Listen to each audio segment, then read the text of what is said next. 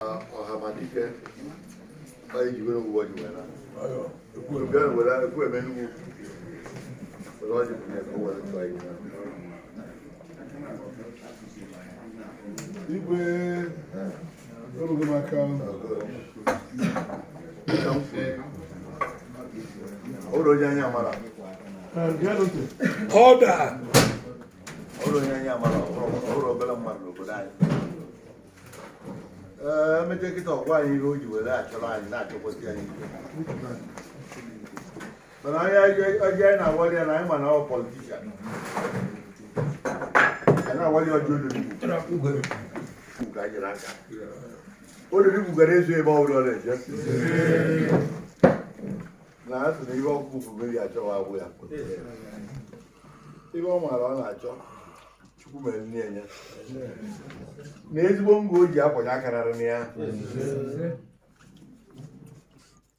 ma ọ na-ehihie ma ọ na mgbede aṅasị ma ọ n'ụtụtụ ụkwụ a na-akpọ n'elu nne na ya na-ayị ụkwụ a na-akpọ ulu anyị mụtakwa n'ihe n'onu Jonathan Goodluck ọ sị na independent of award for the blood of any human being. Ọ dị okwu ọkwa okwu kwuru ire uru na-aga okwu ara akpọ ulu onwe ajọ mmụọ na-echiri ụzọ n'ụlọ na-abịa wara ọsọ ma ọ bịa ndị ụka na-asị onwe ndị na-eji ụka si ọ na-eme n'iru ya nọ n'azụ ọ na-eme n'azụ ya nọ n'iru nye nwere nke ọ ya eme ya ụdịrị nọ n'iru ọrọ nwa mmadụ ka ọ ya na-ebiti n'iru ọrọ nwa mmadụ ka ọ ya ebiti na-asị ọ na-eme n'iru ya bụ jezie ndị nọ n'iru nke unu wee ịbụrụ na ọ bụrụ etu ekpere dị ibe abụọ ọ bụrụ etu ekpere nọ a na-ayọ Chukwu na-eme I'm this gentleman as an astute politician, very witty, and at the same time, we're wonderful retentive memory. But you have a in our quest, when in the central. What are you even only? He's still a young man, so now I'm asking Uche would anyway. Uche Karike. Uche wọrọ n'ime ya ka anyị riche 45 years. Before Jara asị na ọbịa ka anyị gbara ugboro 80 years. Ọwọka wọnụ. Ekwueme Enugwu Umunri. When on that day, that's almost every community in the chieftaincy title. Almost half of them Igwe ọkpọrọ ọkpọ title bayeli. Nke ọkpọrọ ọkpọ title bayeli. Nọ ebe nọ na-enye ya anya na-ege ya ntị ọ Chukwu nyere ya bụre anyị na-ekele Chukwu merie ka ọ dị ndụ sie ike ụfọdụ o nwere mgbozi o mere tax giving service n'obodo ha ejere m nke a na-agbasazara na because o nwere ihe ndị chere n'ụlọ ka ihe anyị mụtara n'olu ya kọtụ niile o jere o wiri bụ ọba nchekwa ọ dị ibe na kọtụ niile o jere ndị na-akpọpụta mụ ịbụọ na-abụ nji aka nje o nwere ike ebe ncha ịhụ na agwọ na-atụ mbe ọnụ ya ka ọ na-emebi ibe a na Enugwu Ukwu na-agwagwa na ebe iwu chief of this town ihe ụma ya gara emere ya anyị makwa na ihe oyeri arụsị na-akụ ya ọgwụ ihe oyeri arụsị akụ ya n'ihe anyị na-arịọ Chukwu ya enye ekwe ya eri ibe ọgwọ gburu ya erigoro ibe gburu ọgwọ ibe gburu ọgwọ ya emede nnede ihe gburu ọgwọ gburu eziokwu ihe gburu eziokwu ya emede nnede nliga ọgbara ya bụ onye ahụ nliga na-eweta nwụgha ọghọghị ndị Enugwu ka ọ bụ ọgwa n'ikpeazụ anyị Enugwu Ukwu na-abịa eme nganga anyị nwere deputy gọvanọ anyị nwere deputy gọvanọ anyị nwere deputy gọvanọ anyị asị na anyị nwere onye agwa mere oyi Onye ọbasị. Ogobuzo ọbasị. Onye ahụ kpọpụtara ya ka ọ nọ n'Enugwu ka ọ na-eri eke. Na-eri n'eke. Wee sị ọnya nwoke ya bịa mgbe o wee bụrụ deputy gọvanọ. Emela Enugwu-Ukwu mma anyị agbụghị na ya enyenwe ya iyi. Enugwu ahụ agbọrọ gị iyi. Anyị akwụghị nọ ya enwe ogologo ndụ. Ogologo ndụ ka ihe ọzọ anyị tiri okpokpo ndụ. Ihe enwe ogologo ndụ bụ okpokpo ndụ. Okpokpo ndụ dị n'onye ilo. O nwere ndị ike ya aga na-asị ha ọgwa nwoke ma. Mgbe ọ na-asị na kampen ọ na-eme n'ike agwụgwụ ya, mgbe ahụ ka ọ ya akpọchapụta n'ike na-aba ka o si aba asị na nwoke ma na ndụ ka dị tụmọ ya.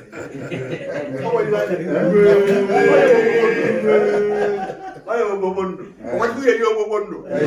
Onye ilo. Ọ gwara anyị akọchawolu ibe anyị agọrọ ya. A sị na ego nwunye ya ego. Mgbe o nyere ego ịgbaga na nkwa Enugwu ga-echọ ihe ịhụ. Ọ na-eburu ya na nkwa Enugwu ndị nkwa Enugwu njebe Ọnịcha. Ọ na-eburu ya nje Ọka. Ọ na-eburu ya n'Ọka njebe Ọnịcha. Ọ na-eburu ya n'Ọnịcha njebe obodo Igbo. O nwere ihe ọzọ n'ibe niile anyị gọrọ ya mazụ ya. Chukwu ya emezuru ya nke abụọ ọrụ ka anyị ọ ya takwana ọjọọ n'otu aka anyị niile. Ọ gọzie anyị anyị taa ya ọzọ arụ na mmụọ site na Jizọs Kraịst onye nzọpụta anyị. Igwe Enugwu-Ukwu na Umunri. Ekwueme. Anyị chọrọ ka ndị be anyị chọrọ ka anyị ba n'olu Igwe Ekwueme.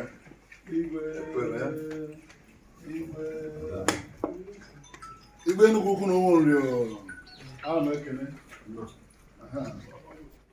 ndị ichie ndị kabinet Igwe Odu nkata ugwu ana m ekene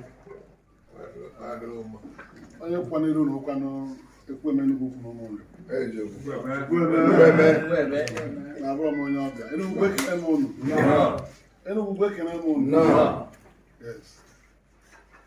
mmadụ pụtara wee sị na ụmụ obodo nwa dị elu nwa na ihe abịa aba na ya abịa aba na ya akwado onye na-agwa wee sị na ya aba ma ya bụrụ nke a ma abụrụ onye ọbịa n'Enugwu-Ukwu akwụkwọ m onye ọbịa ebe a abụ onye Enugwu-Ukwu na ekewere ihe onwe ndị Enugwu-Ukwu nka bụrụ onye Enugwu-Ukwu ebe ya anya ọfụma Igwe ịma na dere ka m bịa ọ bụrụ na ndị ewetara leta gị na anyị na-abịa wee mekata mụ na gị na oche eze nakata na nwunye m ihe nke ọkọ amarịta ezigbo eme ya eme wee sị na Lidia na a ga-eje ugboro na-abụ anyị wee kpaa azụ nna isita m na tata ihe resiri nsọ gị nwa ndị kabinet ya nọ na agree tata 1 p.m.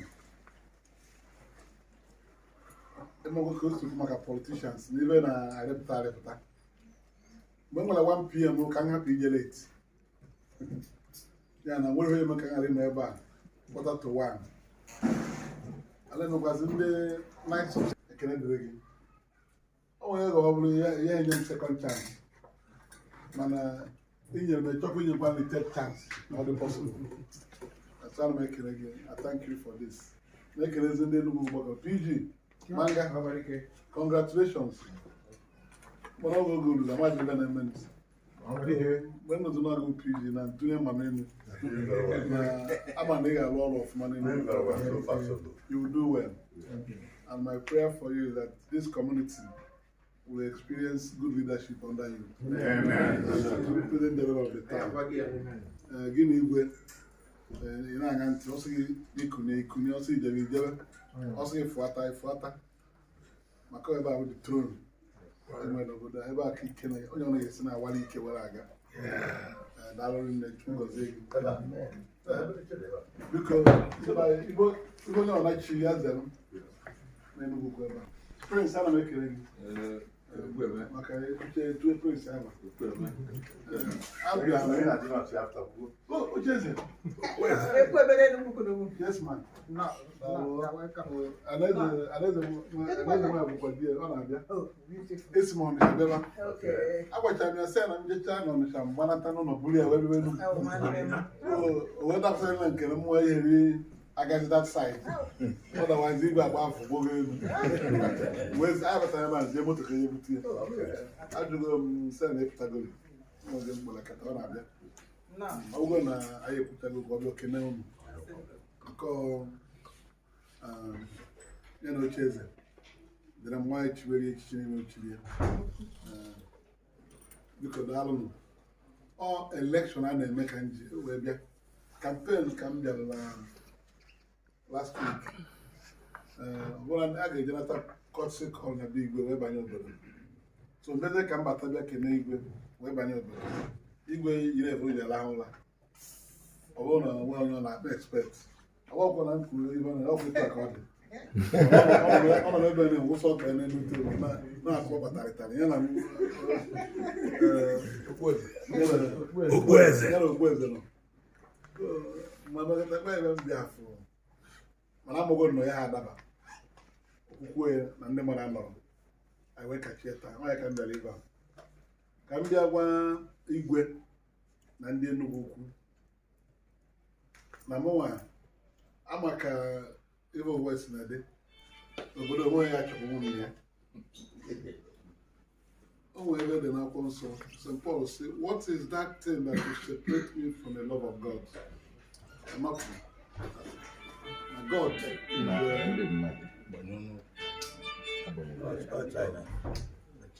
na God St. Paul sị na ya ga na agba mbọ ka ịfụnanya Chineke hapụ ịgafe n'ebe ọ nọ. Na oge ọbụla nwere ike ime ka ịfụnanya Chineke pụọ n'ebe ọ nọ ihe adabiga. What is that that can separate me from the love of God? Ọ nnukwu okwu ka o kwuru ibe ahụ. Igwe ma 80th birthday wee dere a message wee say Igwe, I loved you. I love you still. Kama na o nwere etu esi mekwa ibe ndị mmadụ bịa mebisie ebe anyị na-eme n'obodo a. This community is my community. Onwe ebe a na-agba n'ọsọ n'Enugwu ka m ga-agbanata ọsọ. Ebe a ga-agba n'ọsọ n'Enugwu ka m ga-agbanata ọsọ maka ebido m agụchara m akwụkwọ ọlụ ize mbụ na nke ebie n'Okoye wee si ebe ahụ wee gbalụ ndị Enugwu-Ukwu niile bi n'Enugwu si ebe ahụ gbalụ mmadụ ncha a na-emegide mụ na Odu jekọọ adịọkwazie mma aka m na-agwakịta na ọsọ na-eyizi ụdị ebe a maka ọ na-anọkwazie tele ọkwara m ụdị ebe a 3 or 4 ọchịtara m na ozi edrive ya sachi ihe niile n'iwu ka ịbụ the type of relationship anyị nwere. Oge elu na a ga-echi m echichi n'ebe a Igwe ji obi ọcha na obi aṅụrị wee chie m echichi. It was a very big day for us. Ya nke a na m etozugozi etozuo. Emekwa nọ na palace aka ọnụkwa bunyezie m dị nkata n'isi mụ na ịnọsị ka mụ na mgbe full cabinet Ekwueme Enugwu-Ukwu n'Umunri. Wefuru n'anya rinne tupu echieri Igwe ọ dị interested n'ihe m na-eme ma politics na Abga. Ọ ebe onye na-enye ndị Abga ego n'Enugwu-Ukwu ewe na-akpọ mitin na-eje nzukọ na-achọ ka eme maka ọ bụ ezigbo onye Igbo ọ chọrọ etibe ndị Igbo esi ga n'iru wee dị atakto n'izu wee na-eme etu nsi akpa wee gosi unu na ana m agụ Enugwu-Ukwu n'obodo m. Afọ m ndị Enugwu-Ukwu na Naịjirịa ri maka mgbe ahụ m lụrụ ọrụ ndị ụlọ mụ na ha dịchara mma ebe atọ okeke arụ ọmụgo na nwanne ọkụtakwe amanụ n'ọmalịa akaụntant ka ọ bụ ọ na-alụ na kọmpani onye nwa bụ grup akaụntant FJ n'Okoye Sons Limited. O were one day mụ na anọwa mgbede emechi ụlọ anyị jee ṅụọ mmanya. O were one day ọ na-esekwu siga wee sị m na nwoke a na-akpọ FJ n'Okoye na papa ya zọrọ ọtọ niile eji otu ajọ were n'oge karụ mana kịta na ha agafe emekwa awalachapụrụ amụ nwụcha amụ so na-eme nwere sọsọ amụ kọrọ mgbe okwu ebe a amụ eburu gị so na ọba na ife ha ife menezi na ife ha na papa ya ọtọ niile eji wee tụọ ajọ were na oke karụ ma ha ọgaranya tupu ha wee kunye ụbịa ka anyị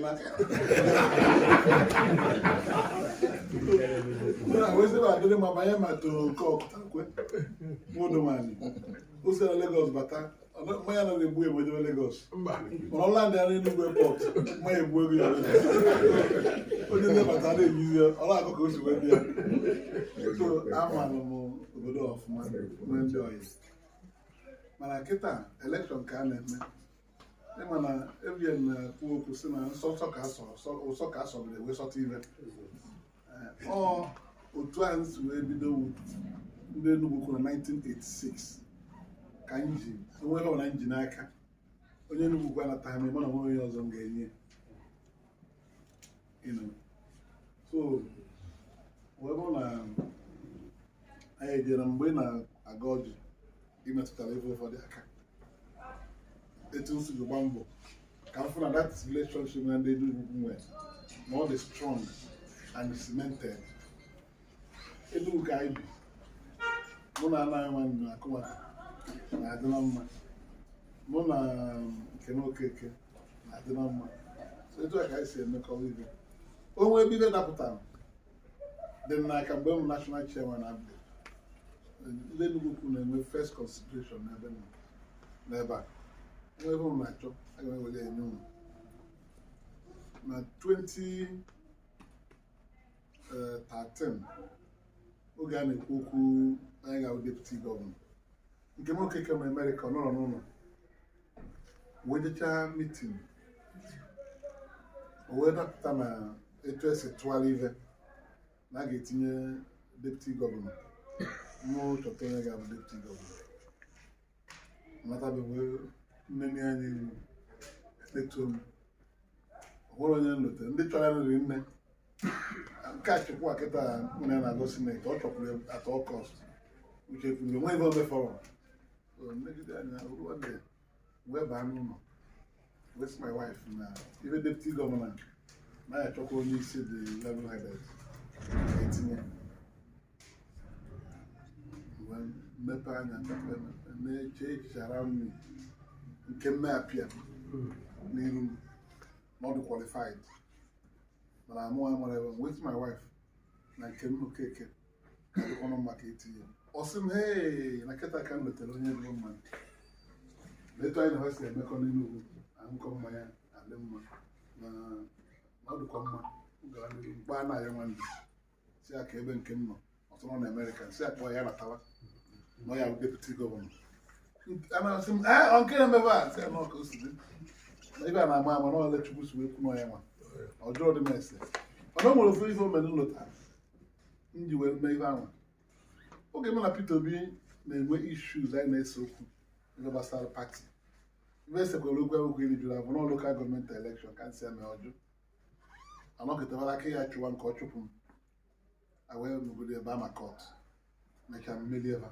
maka achụpụpụ m ebupụrụ m ebupụ so mana oge ahụ okwu onwe dị nke m bịa be m n'Enugwu one day sị m na ọ chọrọ talk to me second land ọ sị m na ọ chọrọ ka na m ga-ekwe ka ya try ya ka mụ na Peter dozie nsị why not onwe ebe eji ese nwoke eme na-ekwe ebe bụ ishu so na onwe ebe ọzọ na-esere anyị nọ ife a ọ sị m oke very good na ọ dị happy na ọ natago permission ka ya jebe Ọka oje Ọka jefu Peter kọrị ogologo akụkọ na ọkọchịchara ya mana sọmara bụ na ọ dịghị disposed to the reconciliation nke m natakwa bịa kpakpa m sị m ọkwa m bụrụ ije a ọsị m jisi kere God obi na m ga-asọba ihe niile a na plan na-ejegwo na okwetere ya gwara na ojogbo all the aces ọkọchara ya ma Jonathan na-achị na ya na ya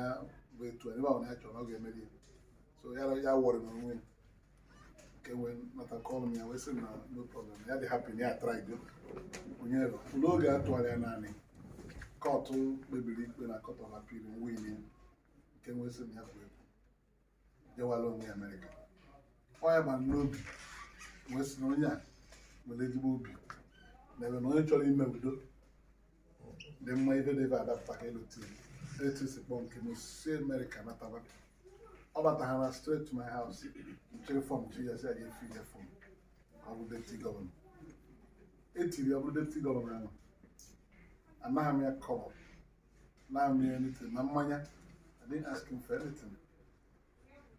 Ọlụwa deputy gọvanọ ahụ anyị banye nke 2015 election o du nkata ukwu wee dute onye ndozi ndị bịara be m n'Enugwu wee sị na onye a bụ onye Enugwu-Ukwu ndị onye befa na ọ chọrọ ịzụ ha sọrọ ya sị a kere ebe nye nwa chọkwa gị nwa mkpọ ya wee bịa ebe ị maara ya sị na ya na ọ chọrọ nwa ebe m ga-eme ka nyere ya aka na young man si oke ọ gbara fọ oje zọba ya adabalị ya enye etiketi ahụ anyị zọ ha sọrọ ya ọ etu o si bido olugwa na 2018 akpa nkatara ito ji ewepụ ya ọ chọrọ inye emiri ọkịka ọba emiri ọkịka ụnụ mara ife niile ọgwụgwọ nke ya endigo fe emego delegate list were ndị otu emiri ọkịka niile tinye maka ndị agụleri na-achị oge ahụ mana ị na-eme ife ọma Chineke ga na-emepere gị ụzọ sometimes. So anọ na be m fonu nkọ owebụ Ikechukwu onye abụọ ememe steeti chairman Abga na 2003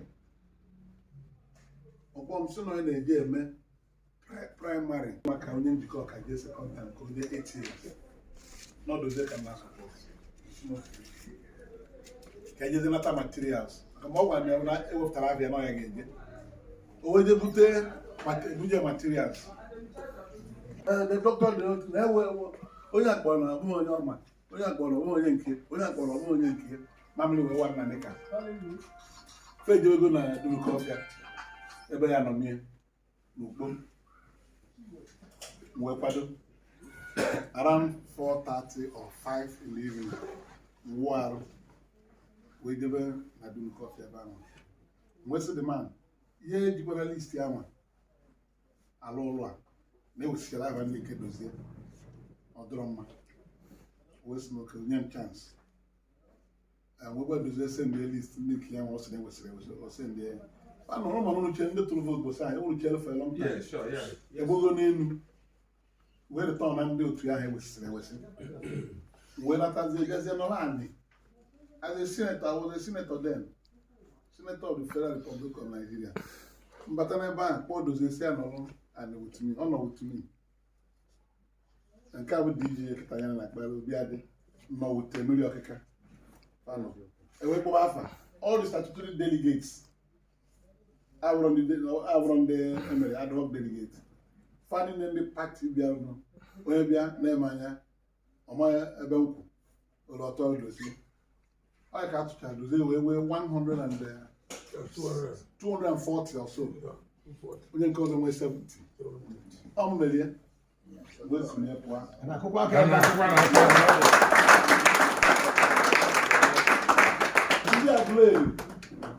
Ndị agụleri apply to give away na Lego. Lego ticket here. Wee kpọọ Chinedu Obidigwe gwa na nọ na the center. Ebe a na-eme ive a na nnọ o wee kwado bụrụ ndị agha ya ọ na-achị wela ndị na geeti ahụ ka abịa flush am out that day ka ọka ahụ ebe egwu na-atụ ya ọ bịa ebe ahụ ọ bụrụ na DPO ndị polisi ebe ahụ agba fa secure the place from attack o siri ọnwụ ka ọ batara dị ahụ ekwere o wee nawazịa o wee godo resort agụcha anya nsi Ikechukwu onye abụ enye m result ebe ọ sịrị onwe result sheet enyeva That's why you know on the result. Moke na come. So with the white paper there ba. Ya dey sign ya. Ko nyem. With it. I say yes sir. With the chacha ya sign ya signature dey date we nyem tie na agba. Mputana. Ewe go bia no. Na bona dozie one ko no ya win. I said no, we can't take this. No, that's what the person wants. No, we can't take it. I said I think to me we'll go to the result whenever. Maybe your sign when I say it's all over. That's what I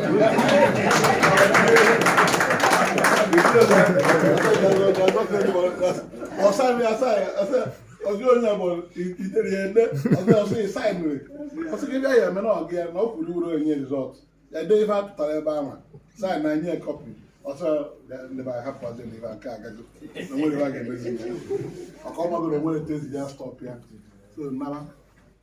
But Ejem Senate, this community, a community more in my priority list of ever making anything the possible. Boy, San Antonio, Yanyan project in the here. Oscar address. Or do tell us, we're watching Amazon. 7 secondary school.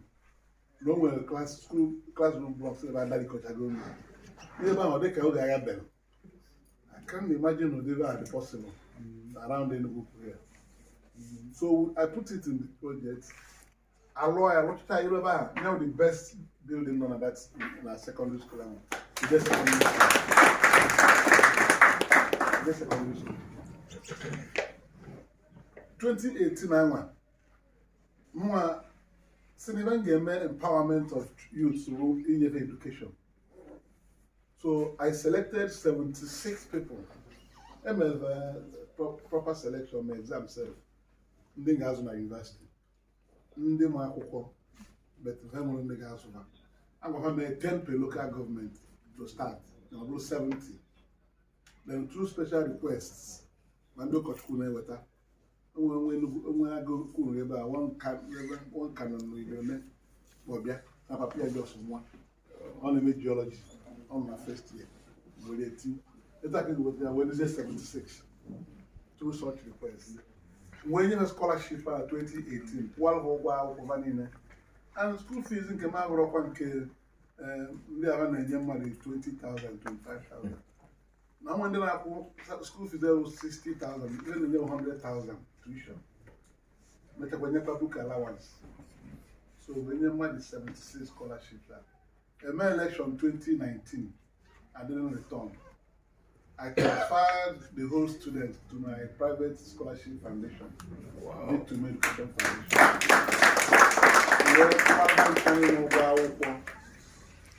Until today, about 70 of them have graduated. Wow. Enugwu-Ukwu Madnabo benefited from that scholarship. One of them was a young boy from Etitia Wov, Enugwu-Ukwu Apia and I wanted to say I continue. One of my first year, chemical engineering. So we took him. Afiabo One is Zoba Chukuma Serial. Na Unity Konoga, on a chemical engineering. So I gave him this scholarship. While he worked for the 4 years before him, he graduated and made first class. Wow.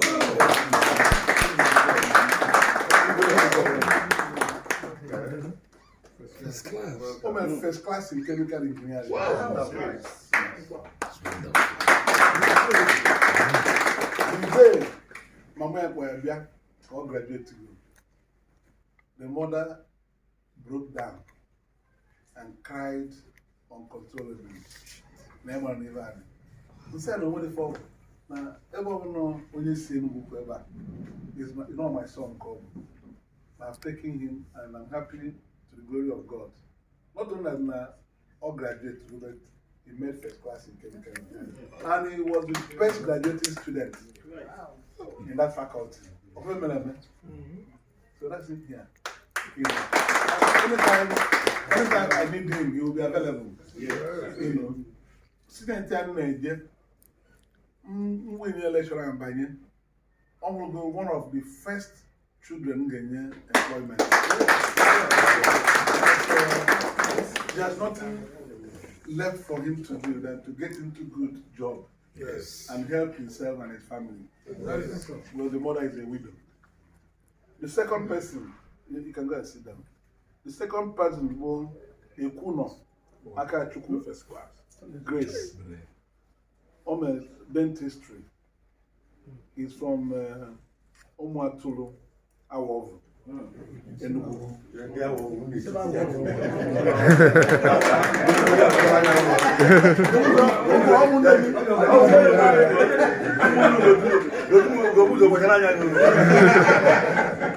When they brought down the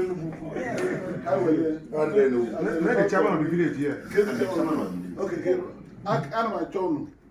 Ndị awọ we won't want that war.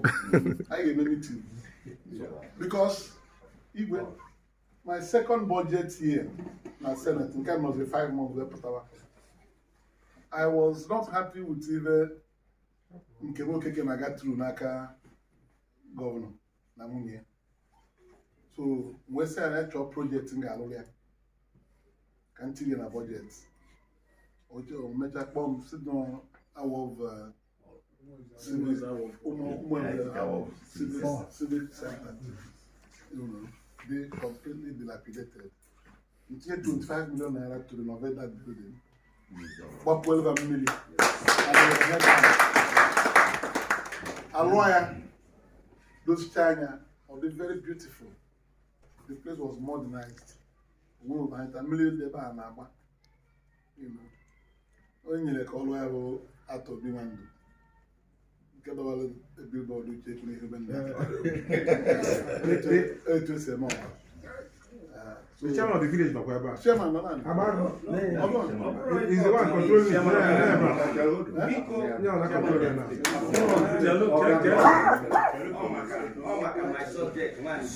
okay, as a matter of fact, the young man came in without where no one first class. Yes. You can ask him, he's here. I've been hawking his papers around Enugwu-Ukwu. And we go some people in Enugwu-Ukwu but I'm very, very happy to hear you. All due to now. Okay. If you go on your so if I only email what I email I'm giving you assurance that if I'm in the Senate, Senate will get the job. All those Randy's in that job, which is first class. All the go ready to climb. When they go long so I will do that. That's what I'm telling you. So no, I'll travel hall. Or chairman village. Okay, so I can do all our water. I have a memory.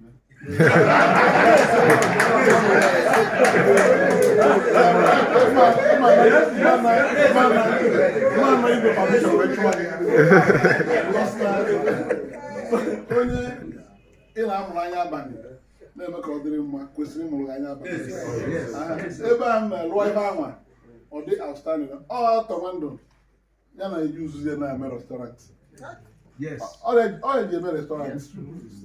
We never bought no chicken. So, but overall life is like that. Overall, you know, Yes. but I did it out of the love I have for the community. So I didn't have an opinion. And you were there. duly appreciated. You appreciate, and you wrote a letter you read on the day. Yes. And the commission. So sit down. What did you man? You know, so even the cool now. Now it's time kilo ta. Na onye na-abịa na ndị award vote Ekwueme. Yes. I produced a first-class chemical engineering graduate for your community. That boy can be anything tomorrow, only God knows. It's true. It can be anything. It can be anything. Employment, every the mother engineer work more with sewing machine. Education is empowerment. Education is empowerment. And this is what I have done since 2007. Victim Education Foundation is a popular foundation. I've rescued a lot of children and will hope to go to school. Today, I have produced 5 PhD graduates in my foundation. With a master's degree, Elugo 15. It's been running since 2007. I have a total of over 300 and something university graduates from my foundation. So when you go out, people tell the story. Okay, one of them be here. You know,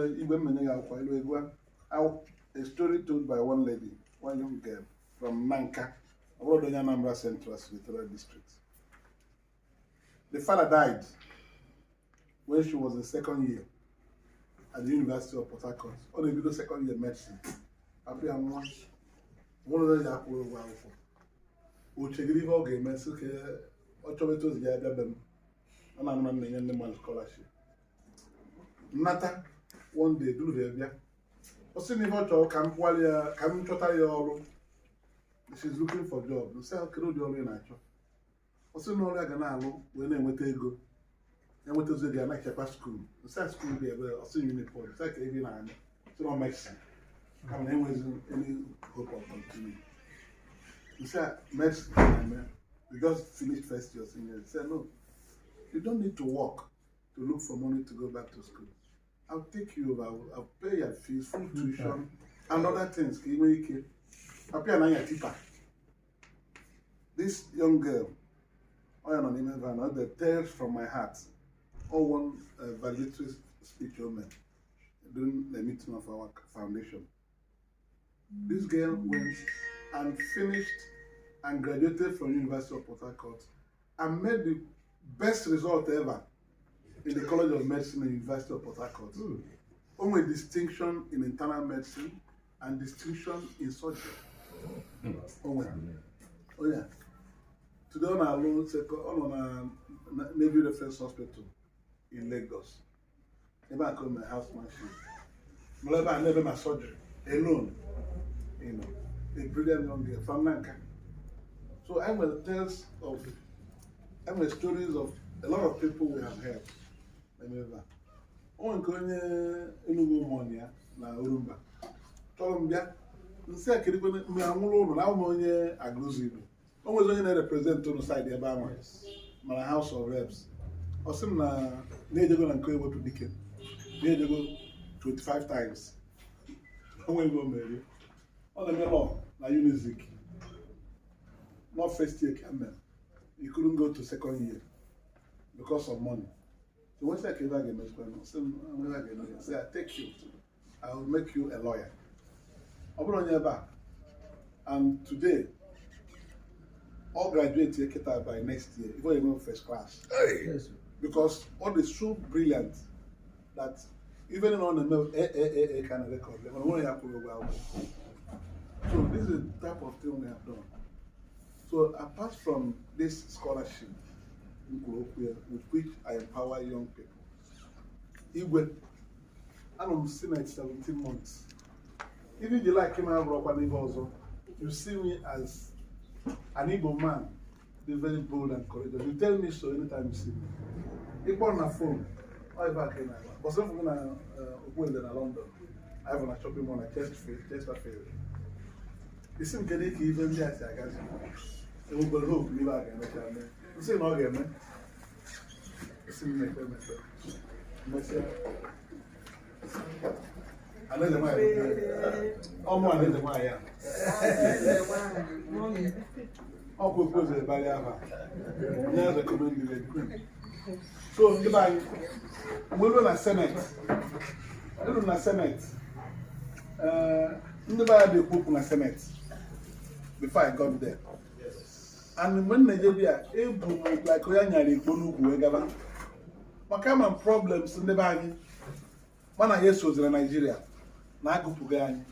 so when I was going, and I promised that through my campaigns, that I will make our people to be heard. My problems in the body, I'll table it at the National Assembly. So ka e buchara oge niile ebu mgbe elu dị ya abatara m ife nọ ịmụ na ọka na-akpụrụ gị edogode na Ekwueme n'Enugwu ka ọ ghara istre jefuo so mana abịa ndị a nọ 1 week ka nọ tinye the first motion tinyewo o nwere ego eburotal from China a ga-eji lụ new railway lines ka convert ndị dị adị to standard gauge $6.8 billion ndị a welu tinye Lagos Ibadan railway line, Abuja to Kaduna railway line, tinye Ajokuta to Warri. That was all. $6.8 billion. It's your Eastern Rail Line, it's Port Harcourt, Siaba, Enugwu, Makodi, where they were northern Nigeria. So I'm outside the Senate, I'm Senate Toga, and maybe even between Name Nina. About the first motion to me. Urgent need to include the Eastern Rail Line in the new Nigerian Railway Standardization Program. It depends here. Madam has given that opportunity. Waiting here, creating a sport to Jalingo Wukari, Galba from Makodi. One man who said they are Aduku, Nkegaro, Sokoto. It's what you cover there. Me want to Nkaba. So, Emechanya approve. We approve Eastern Rail Line. Not part of the program. But I think it's still the money. Award are the contracts. So I'm on the Senate Committee on Transport. When I could even know how you get, now the time 2019. I know I can't time that fund. Okay, well, one car. Egypt today now, Lagos, Ibadan Express train. Even their train stations, only they don't know where they come around. It was accorded from Kaduna to Abuja. It was accorded from Ajokuta to Warri. We had lost out. So, Ogen Silong waiting 400 million naira for feasibility studies. We did not to me and make sure go working. We said, you are here and you are in law. You were here. This rail line runs from your Port Harcourt to through the heartland of Igbo and to the north, and they couldn't protect us. And so you've not behaved like one, an Igbo man, and two, you've not done anything to show that our daughter is your wife. So you can't do that. I upbraided him that day. From that day, like because I challenged him in a committee. How do I defend budget? I was there. He was there. Oh yeah, my sole legislative aide. My National Assembly. He was head of my office. She's a retired bank manager. Yes. So a senior manager in the bank. So we say you can't do this. Or you also because saying that the next budget, no issue. I'm only again. Instead of how you do the rehabilitation of the tracks immediately. I can do the way we do the rehabilitation of the tracks. How about the narrow gauge, not standard gauge? Train way is the Port Harcourt, you know, you live in Aba. From Aba to Enugu, see if you can railway. See, I've told you the Koji. Nobody challenges them. How can you talk? So, Igwe, I didn't have enough time to talk to Enugwu-Ukwu today. The whole security architecture in Nigeria. Umunri was service chief. Umunri was a member of the National Defense Council. Waiting another motion. Urgent need to urgent need to reconstitute the National Defense Council to comply with the Section 14C of the Constitution that provides for federal character principle. Now there are the seven members of the National Defense Council. There is no Igbo man there. Nobody from the southeast. It's here in a motion. That's the of your avio. This man, that's what they sent him to come and also together that day. I was to finish here. Drop and Nolziani. debate a bit. Or look at how you got the wrong man. Idiot, you are a stupid man. You are out here. And look at how come when the Senate down. The Senate president could not rule on emotion. Because those for and those against, they almost equal. Only on a Tilon. So Senate President Wesley Biko, now this Senate Ume's motion is tearing the Senate apart. And that he's pleading that everybody should calm down. That the president is hereby invited to note the contents of this motion. That the motion paper will be sent to the president. You know. So I will show why I am not. So I finishing count Senator Nala from Kebbi State. We could do that debate. Western Senator Umeh, we know what they sent you to come and do in the Senate, and you have started doing it. We know you, but let me tell you that this Senate has senators from the Southeast, and all these service chiefs were confirmed by the Senate before you came here. So why are you raising it now? Lucia is a breach of the Constitution. Yes. A breach of Constitution is like jurisdiction in a matter. You can raise it at any time. The president cannot do this type of thing. Because the other day, you people proscribed IPOB. National Defense Council debated it and branded IPOB a terrorist organization and went to court and obtained a court order to proscribe IPOB. So that's not only that. It was possible because there was nobody in the National Defense Council from the Southeast to tell you to tread with caution. That what these young people are doing, that they're protesting against their marginalization. And the only thing government would have done would have been to invite them, hear them, and assure them that will change your attitude towards our people. The youth don't get jobs, why are you blaming them? If they protest that they don't want to be part of Nigeria, you ask them why they want to leave Nigeria, so that you correct the source of the problem. Western Senate, have you seen anywhere where somebody is angry in this world and you go to the court and get an order and ask the person to be happy?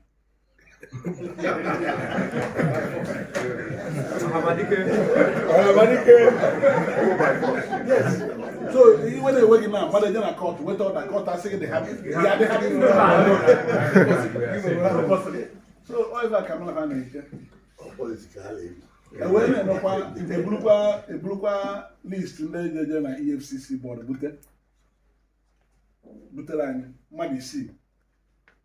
2 people from Southwest, 2 people from Northeast, 1 person from Northwest, 1 person from North Central, nobody from Southeast, nobody from the South. We all know a distributed committee report. I get presented a plenary. We do phone camera. Nene we for to say. We bona na we never know there. 6 positions. We dey na the committee chairman, Senator Otas, Enugu State. So we said, I'm the surprise. Why do you recommend the confirmation? My brother, I tried at the committee. They overwhelmed me. I was overwhelmed by the committee members. And that was why I had to sign what the majority said. I know this type of thing here. He said, no, this one will not go here today. It will not go through. I said, I'm not even like. He said, well, now watch. When you present it, you see what will happen. The Senate president called in to present the report. So the Senate is hereby invited to confirm these nominees that they are eminently qualified and they satisfy the requirements on the line. So that the committee has done a wonderful job. You can as a president now. That the committee has done a wonderful job. That the Senate should go ahead and confirm the names. Senator Jibril Barao Nyekano again, Kunkwa. New State Committee Chairman now on appropriation. We say that, in fact, there are 2 persons there Very great people, wonderful people, I like that we should go and confirm. Go ahead and confirm. So long as when is there came Senate President Muned Nama name and Yafum Kakan in the whip and use Makobana trouble that immediately. So when I say, can we go that let's go by the reports in the committee recommended.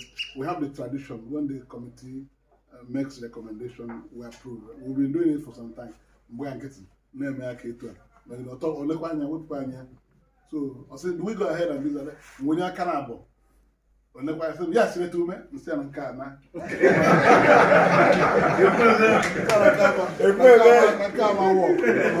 When we the report, the video is available for people to watch. For 30 minutes, I held the Senate spellbound. Umorokina drop Dalulani. We're bagging it.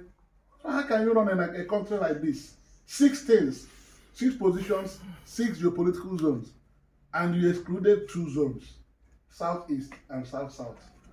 What is the justification for making Southwest get 2 positions, a secretary and a member? What is the justification for making Northeast to get acting chairman, okay, Ibrahim Magu, chairman, and then you go and put another member there, and you leave 2 zones without representation in the commission of EFCC? Does it mean that it's only the Southeast and South-South people are chiefs in Nigeria? The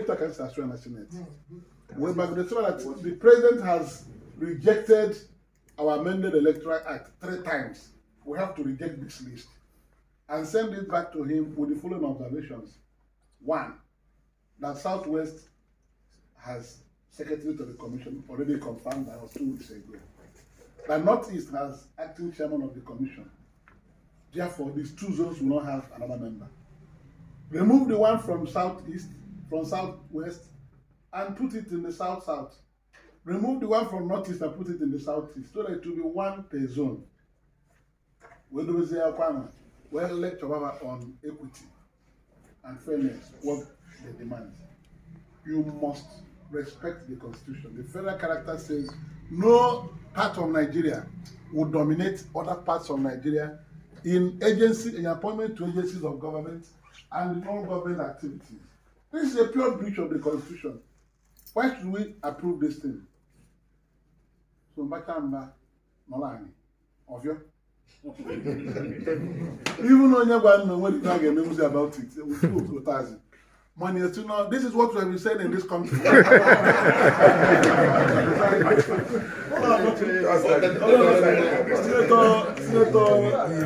Urogide from Edo, because I argued that South-South was happening, and he was a member of the committee, also signed in the recommendation. How can we confirm this? Because it will look like this war against corruption is meant for certain people only. No, I oppose Oviwan and Senate. I'm not going to go.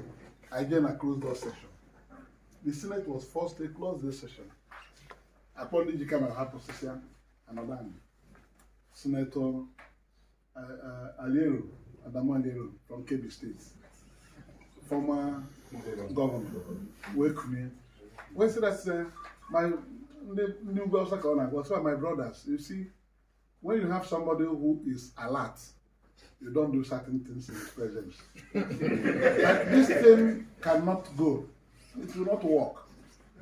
How can you fault Ume's presentation this morning that my hand no day there, that is supporting Senator Ume in objecting to this list?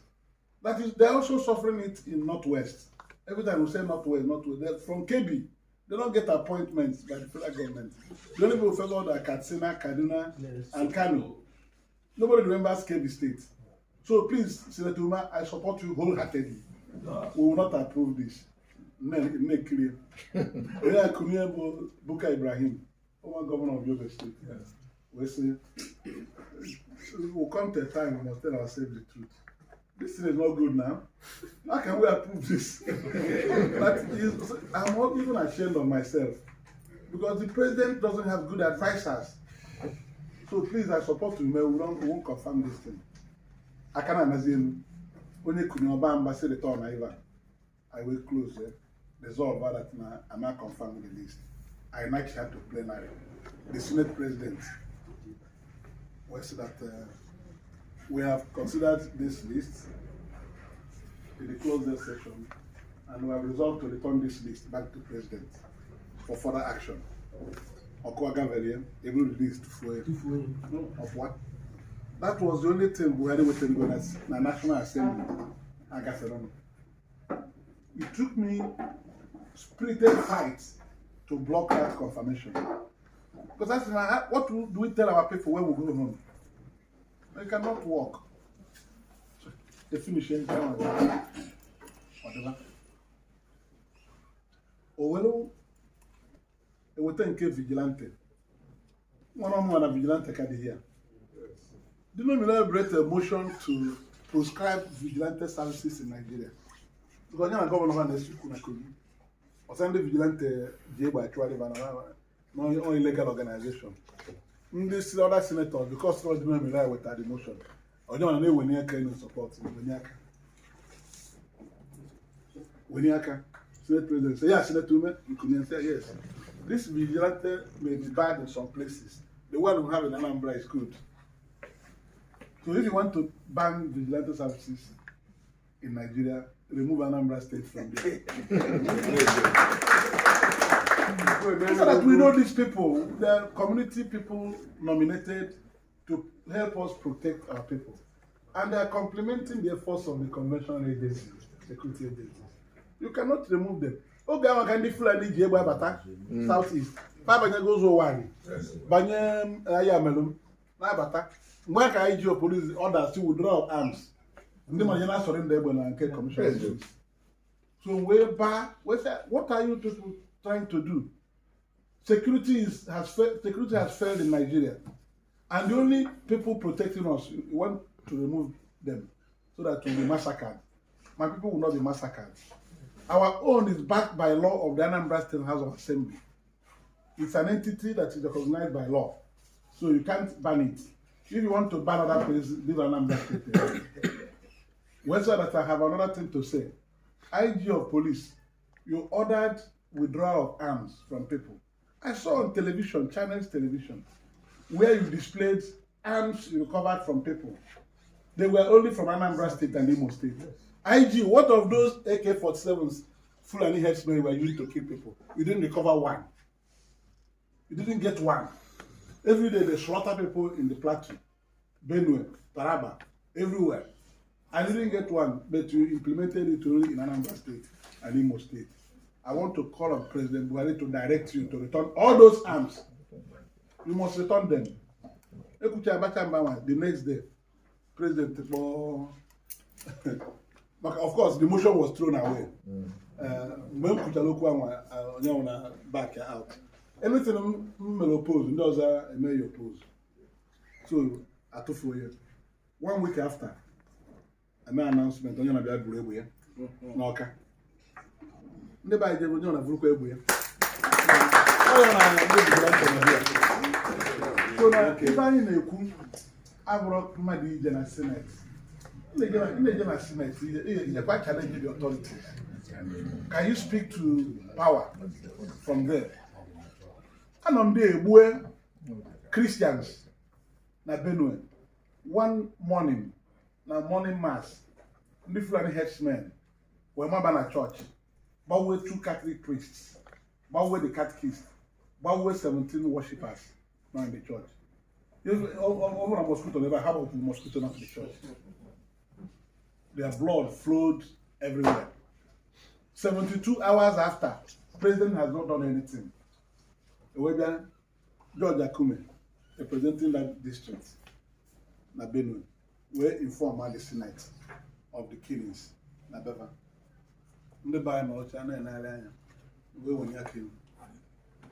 With Iwe, Senate President, yes, Senate Umeh said this killing that took place in Benue is the worst of it. That the president has failed Nigerians. He has failed to secure lives and properties. And this one that they kill people in a place of worship is the worst of it. Can a Christian go to a mosque and kill the imam and kill the worshippers in a mosque?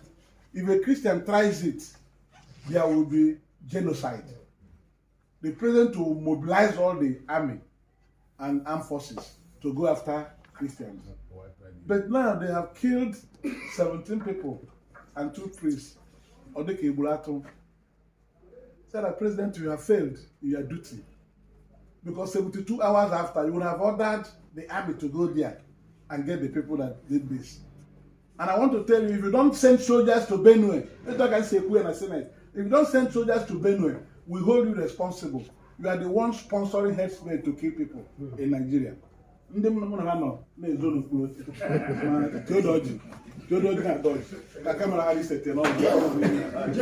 know. So we say that you cannot do that. So we are human beings. And what you don't want to be done to your people, don't do it to others. So that what you have done is sacrilegious, killing priests and worshippers, people who came to worship God. The Christians cannot try it on the Muslims. So, Mr. President, my name is Senator Victor Umeh. I want to request that you send soldiers to Benue and give us an account of those who killed these people. I'm a Catholic knight. I can't stay here and this type of thing will happen here and look normal. It's not normal. We're on Friday. On Friday, he ordered soldiers to Benue. And we're at Benue on that side. Which the 4 Fulani herdsmen, 4 AK-47s. I popped up on Sunday, Tina TV. They didn't deliver. The soldiers have arrested them. So, all your day fat, can you get a Senate? Already the Fuari, even an emergency, whoever make 2 million, they just signed it. And on my Senate 17 months, I didn't collect 1 naira bribe. AK 50 million, they just support to Buhari, they are signing out. Buhari loyalist. This man was deputy Senate president now. Omo Agege. All you have to do is be an office. Cancer, we get out from here. We'll get out from here. Oh, God, never a global mess. And we were given immunity by the government. So we'll carry this thing and get out from here. Support Buhari for what? So that if you ever have a one, I'm coming to the way it affects me in this journey. I'm not going to the Senate to make any showing. I want to go there and stand and fight for my people fearlessly. I'm going to meet my Senate, mother contribute. Okay, Defense Research Council bill by Senator Kiari, chairman of Committee on Army. And they discussed the bill. All young can support the bill. I wanted to support the bill, but I wanted to tell Nigerians that they have messed themselves up for too long. When I got off, Igwe, we saw that this Defense Research Council that Senator Kiari has proposed is coming too late. You have had Nigerian Defense Industrial Corporation, NDIC, in Kaduna. You converted it to football club, NDICB. You failed because you don't want to recognize the ingenuity of the Igbo people.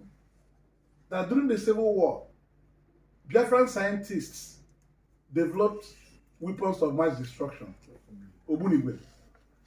Ngosora Havande Meliana, Professor Gordon and Professor Francis Animalu, Engineer Roy Umeh, Dr. Sam Oji, Dr. Ofemali, nuclear physicist, and so that these people were able to build Obunigwe, a weapon of mass destruction. If you had employed them in NDIC Kaduna, when it was set up after the war, and Nigeria would have been producing warheads now. Yes. But because they are Igbo people, you didn't want to use their brain. Unfortunately for you, all of them have died. So this bill, I support it, but I don't know what you can achieve with it. Because necessity is the mother of invention. If I use these Igbo brains, Nigeria will be producing missiles. Yes. But you didn't, and you are holding yourself down. Kuchatan supported the bill in the land. So, Ekwueme jump. Always you can go. So pay it to accord. A move on the best motion in 2018 in National Assembly. I won an award for it. Maybe award here. Why you can win the best overall motion in 2018 in National Assembly? All these getting mad if I never have while they waste time on them man. I was returning to Abuja from Lagos on a weekend. I bought Nation newspaper. Wonderful young children with their collarbones projecting out. I took interest. I read the story. Although underage children aged the Chanozo, children at prison, and all they are a chief forever. Hawking. So one boy will cook it out here. My grand, I am in up on that plane. We put to have Olwenabani, the adult hardened criminals are converted to sex toys. Working and I'm working. Na prison. They concluded the story next weekend. I read it a second time. Where many newspaper cuttings, Yendi a photocopier into 109 sets with emotion for Nigeria to stop putting underage children in the same prisons with adult inmates. That day, the whole senators that were in the chamber, everybody spoke. Eventually, all the prayers I put in the motion were all granted.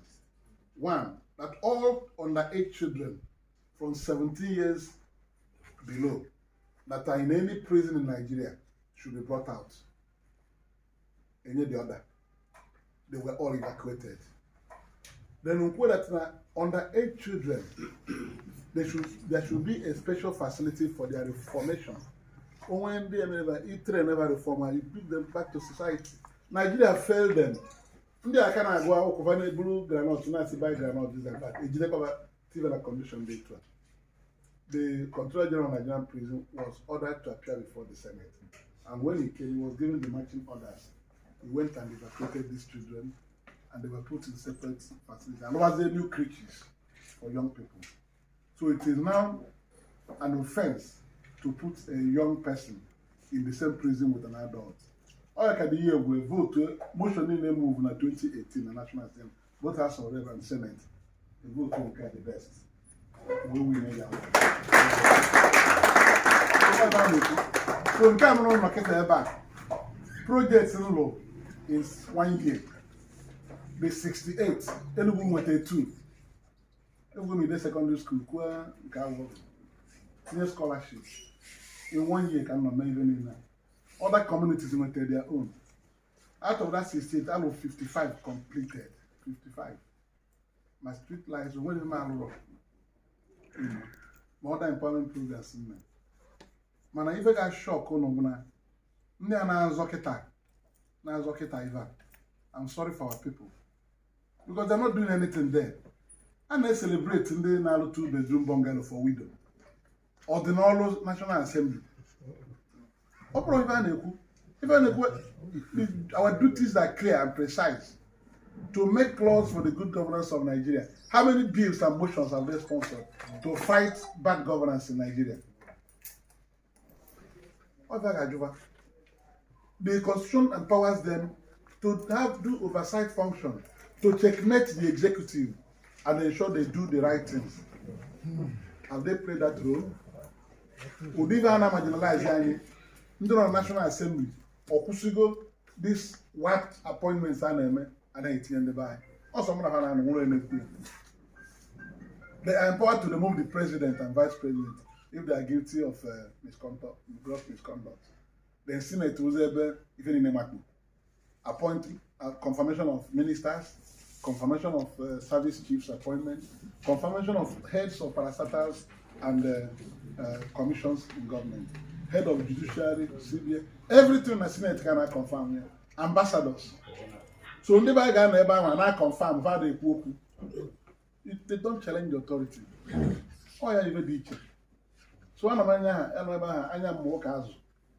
Only if actually me after I'm all over with you. When I bury the non Senate, or Toto, my current Senate leader, they won't tell the other paper. So when you do well such a little Koga, rather than I open as a Yamipia, I'm a president is here. I know you must man here. Manager them all every day until 17 months out. When boss me see plan. Oh man, I bet when I'm even in now. So I will shock you now. No matter why you should not vote for any of them. Not because of no one or anything. 2021, the president wrote the National Assembly to approve that for him to borrow $22.79 billion as a euro infrastructure across Nigeria. The law requires that when the president is making such a request, he will attach list of projects I give the money. However, on projects they spread in 5 geopolitical zones. One on Katy in the southeast, not $1. May 2021. The Webu Baya. Ndị anọcha ebe a, ndị na-ekpugoro anya, ma nke na-eyi ebe ndị Hausa. Not ever want you pull anything. We may approve. I was in America and I issued a statement from there, condemning what Buhari did. The speaker said, I'm a passer, I'm not going to main statement coming by Miller. I was surprised that after 3 weeks he passed it in the House of Representatives. So Southeast got nothing. $22.79 billion, my dear brothers. Kenya by 6 geopolitical zones.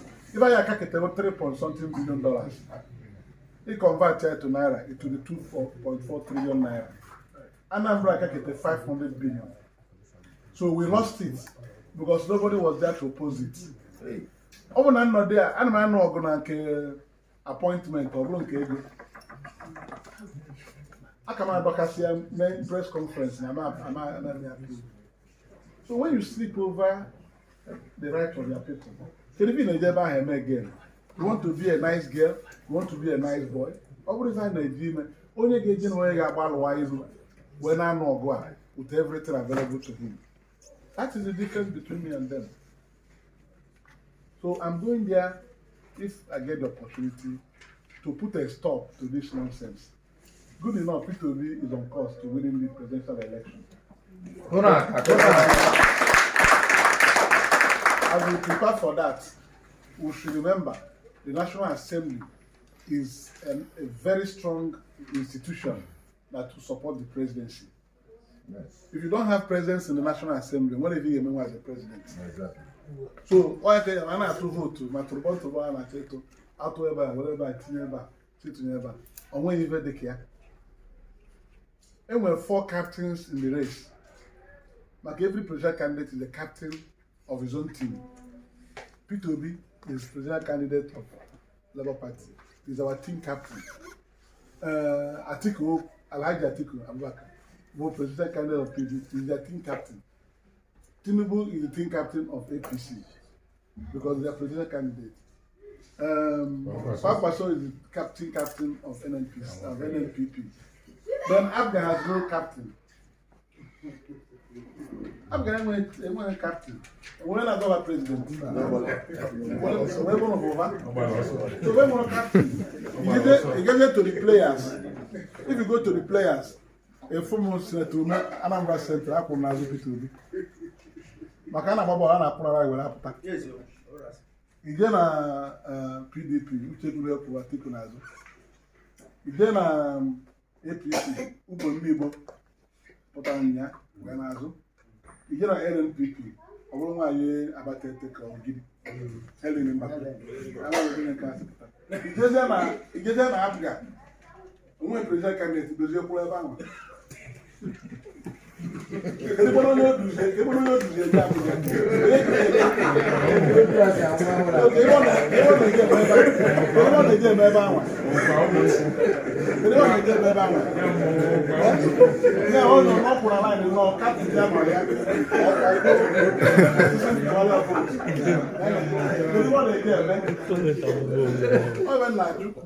So I'm conclusion on arrangement to this is about the survival of our people. Say Enugwu-Ukwu. I got to do more than evil before the jail and camera. I'm going to get a Senate and they have about retired federal permanent secretaries. I've been there with that.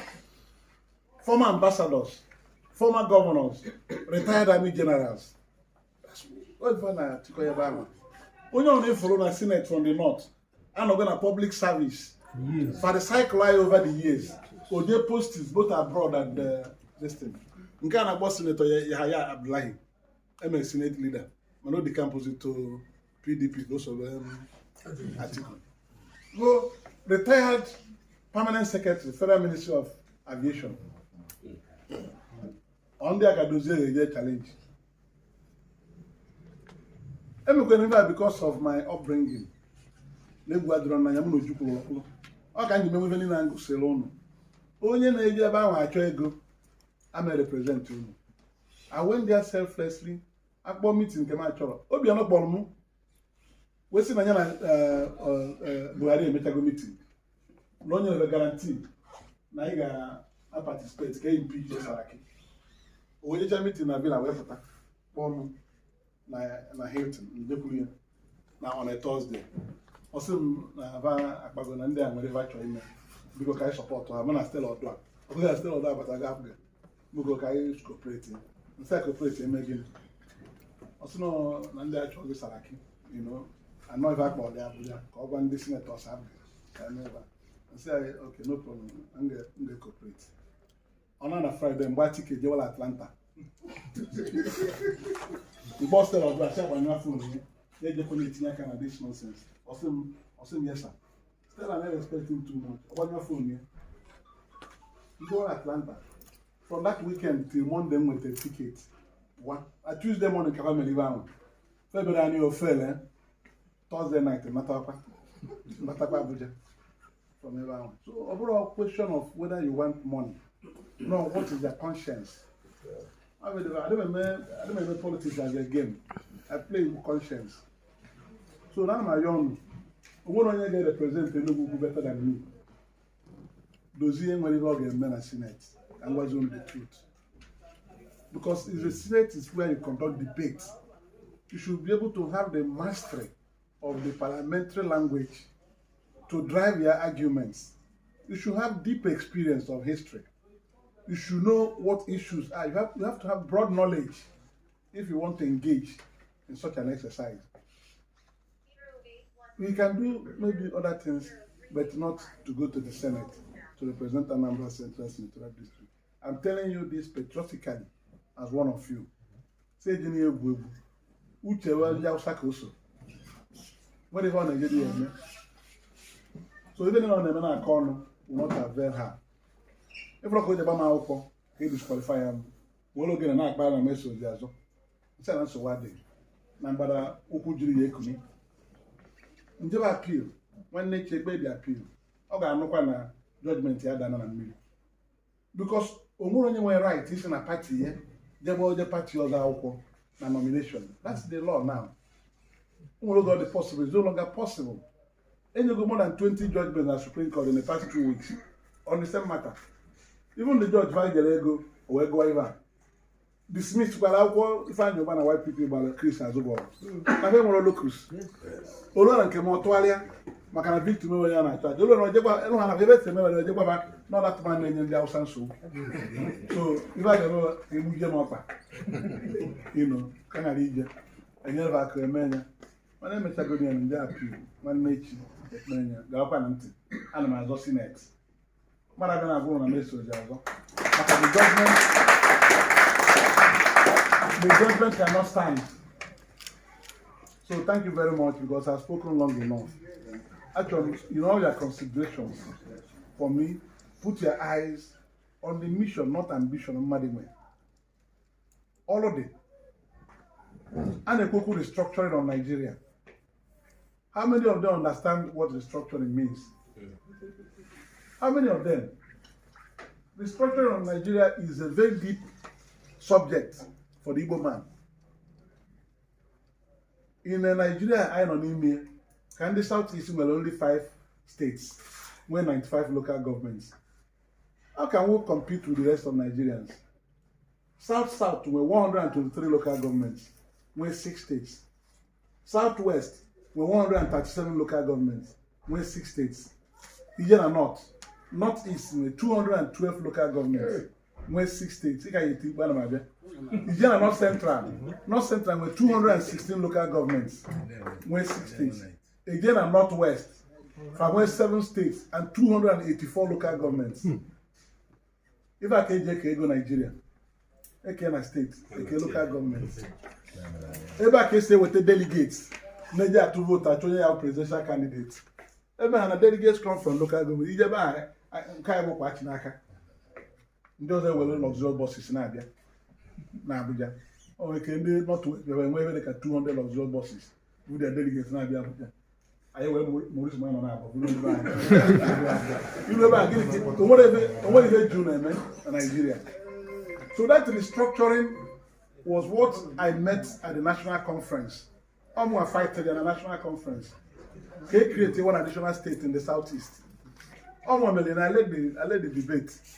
And which I agree and I get one additional state in the southeast. In the first instance, can carry the 6.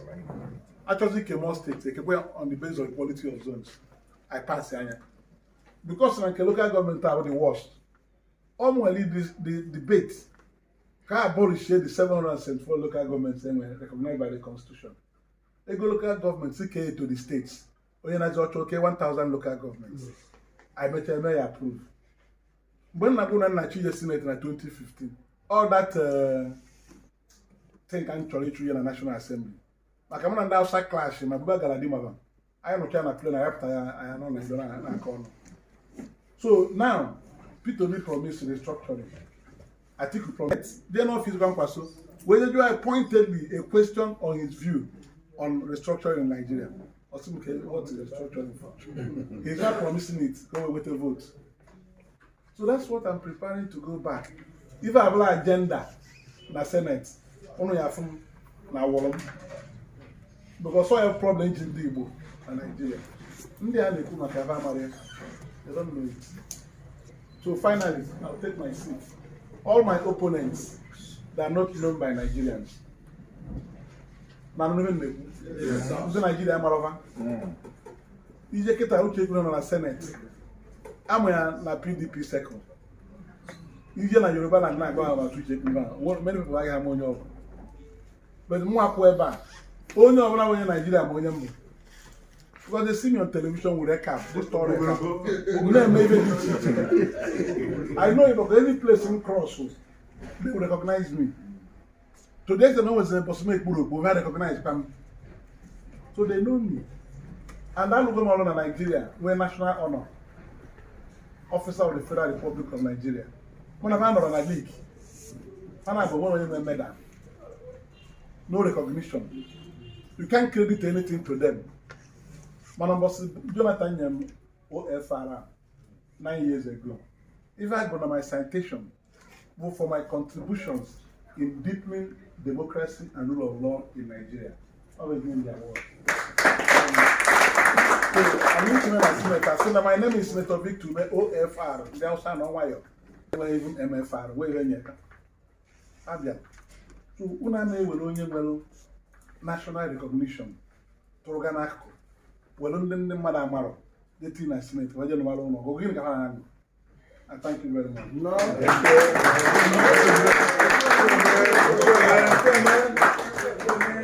Okay, so we have anybody else. I don't want even to be. Yes. The test of the pudding. Remember that I'm not a politician. I'm only a traditional ruler. I don't wait when you can make that. Run again. I'm not a politician. But any politician, but I'm not a room. If I always do go over, then when you will look or call on you for get that. Only the best is good for us. Yes, sir. I'm on only one weapon.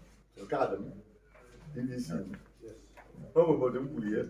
What do you call the man of Argo? See about 10 people in my palace. Well, the technical review. Yes, Sabbath. Yes. I were 10 minutes more to go.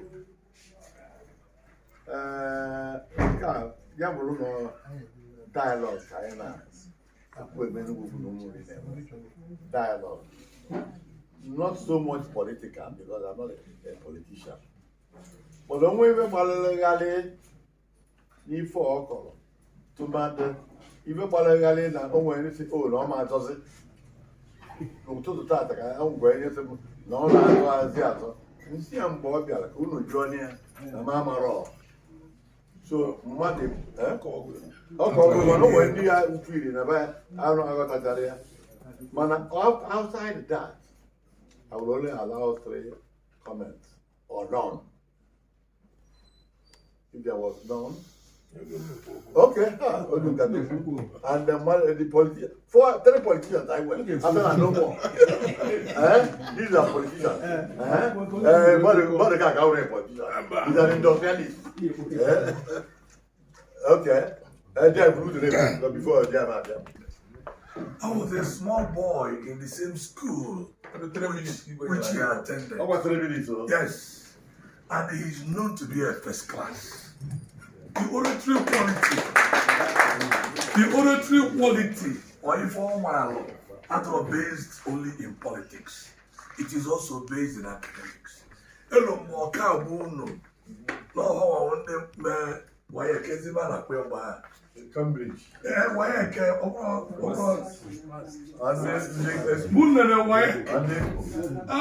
He made the best result. He said he put it down.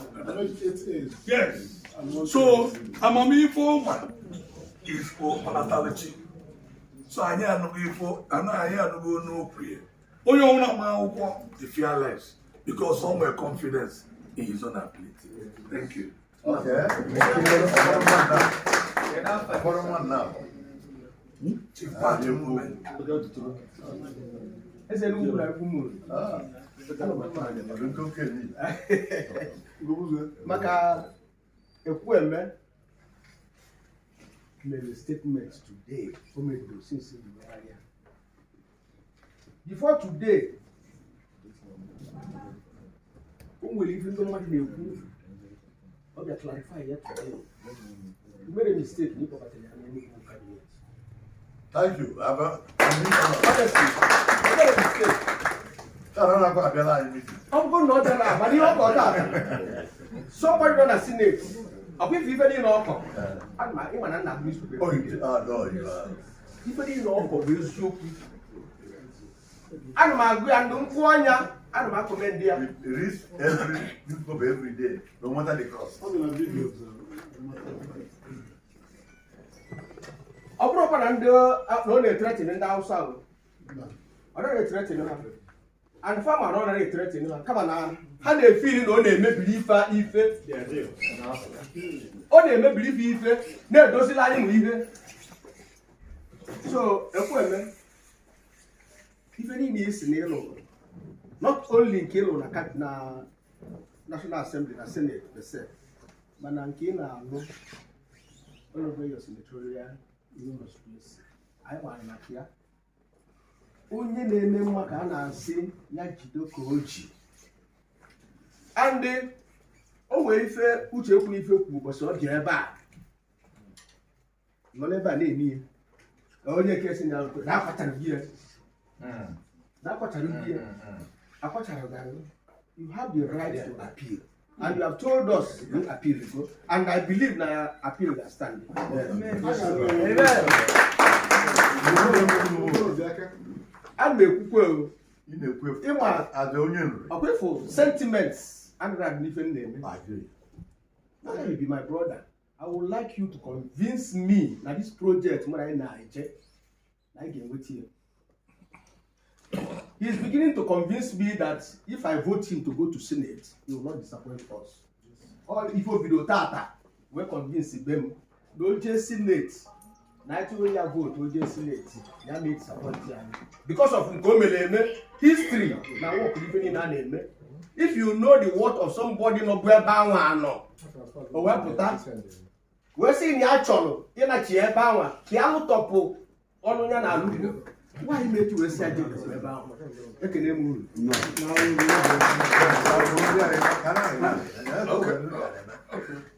Ekwueme. After that, we will amend vote of tax. Okay, get a vote of tax. Wow, my sister, can you have my And there's the one. and where's the wine? Oh, well, that's John. I tell you. But where's Umunri? The cabinet in Dubai. PG. Your Majesty, what gonna? You man, you will equipment drop line. You will put for thought. Why I go in the and I go everyone actually even in the clever. If China, you are going to so you close to Nigeria. Which way Nigeria? You go where do I go? The only thing I have fair now. With one I walk here, we do here forever. Even in the journey, from 2015 to 2019, even in our career.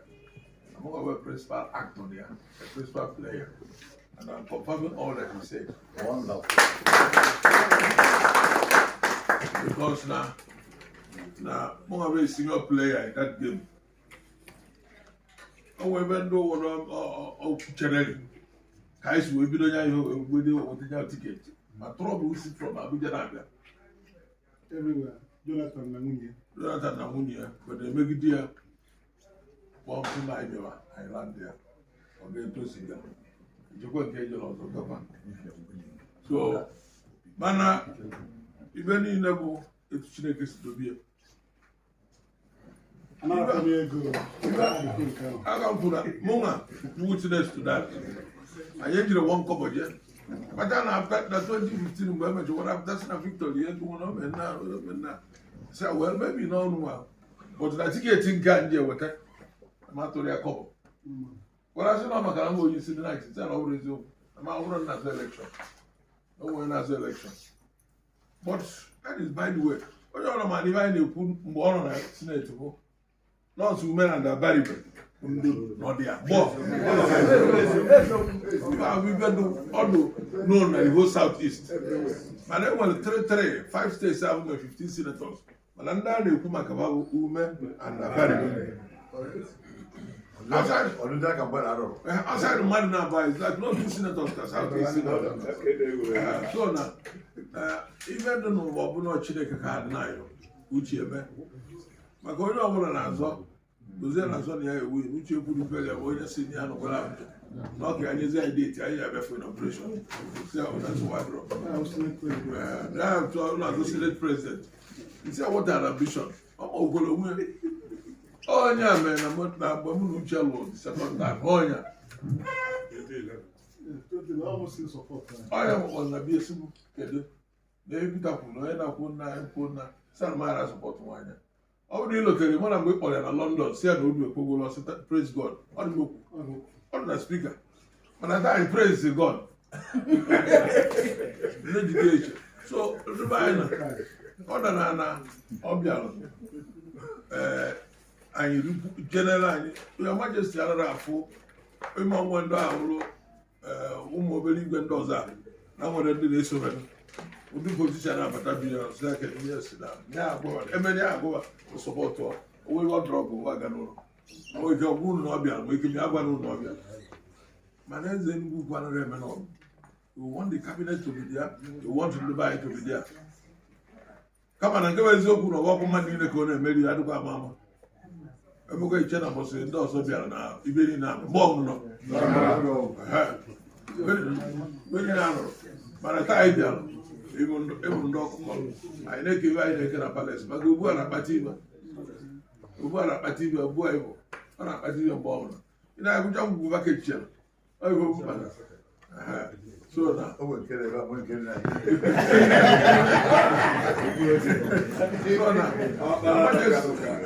What if I'm a fool?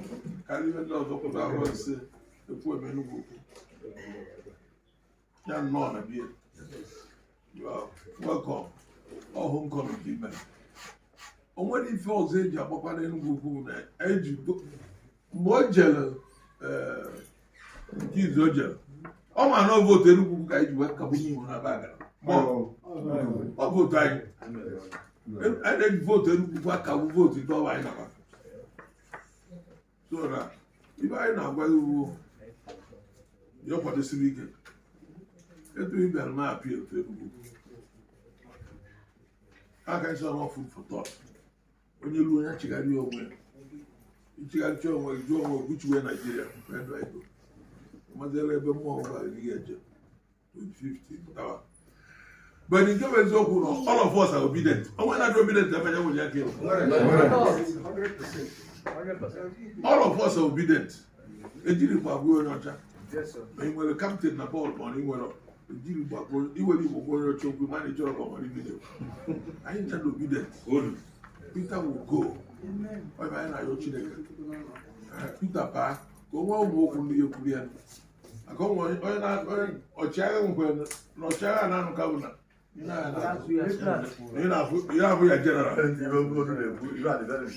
ihe anya na-azọ ọnụ ifuru ya general ịnwebụ ọchịagha you are really losing anyị ite ọnụrụ n'anya bụ na ya general so nọ n'azụ blọgụ n'aka otu ọchịagha si eme ọkụ onye ọchịagha mmadụ na-anụ ọchịagha ije nọ na ọgbaba egosiri mba ọ nọghara anya bụ na ndị general si anọ eze Enugwu Ukwu na-akpa ike bụ na ọ gwara anyị bụ general si wee general onye si na ya ekwere anyị ekwetere ya ma unu ma kweta ma unu ma ọrụ Enugwu Ukwu ka anyị nọ onye na-ekwukwere na ekwere anyị na-ata nwunye na bịa palọ so ga-eje bịa palọ ikwuchepụtawa na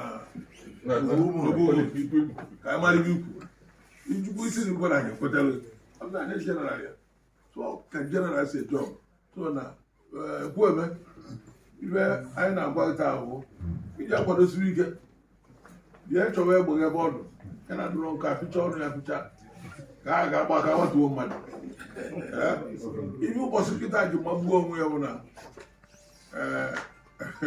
na bivas abịara ihe a ịmana ọ ya dị ka mgbe unu na-edozi eje na anọcha ya nwa na-agba ọsọ nwa na-agba nke gị ajọ nwaanyị achịrị ndị otu ebịa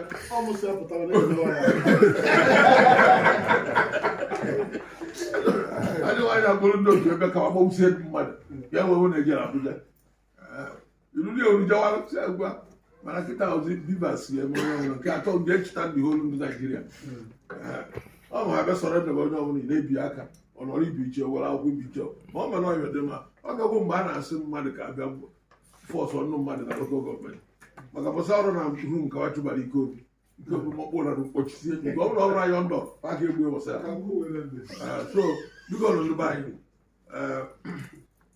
ọchukwu ka a na-ayọ ọsị n'ịkpa ikwuchekwara sị n'ọchị na eze maka mmadụ kwuchie nke o ji bụrụ mmadụ ibe chukwu kwuru ya emege eme ndị awọ bụ ụnụ mkpa ibe o kwuru nọ na nsogbu maka azụ na eriri na mgbe ebire jikwa ibi ụgwọ ọkwa ahụ dibịa bịa n'ụlọ okwe mgbe na-asị atọ nwa Igwe na-asị ahụ fọketị ụlọ okwe na anyị ji nke ahụ taa so erigbara m ebire ji ibi ụgwọ ma ndị nwere anwe signboard ọ bikos na anyị ụlọ abiding people ọ bụrụ anyị ụrọ na abiding people ọrụ na Ekwueme na ebe a onye be anyị amara na-azọ sineti ejekwu signboard ahụ n'etiti ọ bụrụ na ogosiri yut ejere ofie ọwodulugbo 70 years ya ejere owe signboard amadịghị n'ebe a ọkwụrụ nkapịta dị ọnụ ọ bụrụ na nna enwe aṅụrị wee sibe mpụta mgbọbara enye okwu memebi ya so mana ka ọ dụba so na Ekwueme ibe anyị na-asị ụgbọ nnọọ na be anyị na eze Enugwu Ukwu Okpueze you were a friend of the palace mmadụ adị agbaghị ya at the 25th Enugwu Ukwu will do their best. Will do their best. Okay, thank you.